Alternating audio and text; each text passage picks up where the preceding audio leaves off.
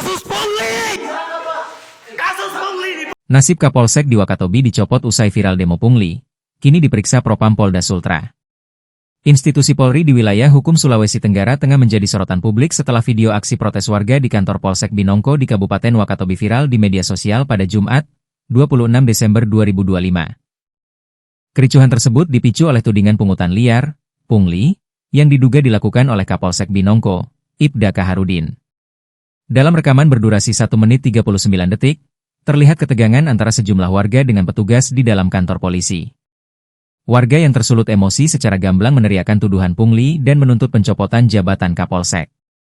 Meski detail mengenai nominal atau jenis layanan yang dipungli belum dirinci secara terbuka, desakan massa yang masif menunjukkan adanya keresahan kolektif terhadap kepemimpinan di Polsek setempat.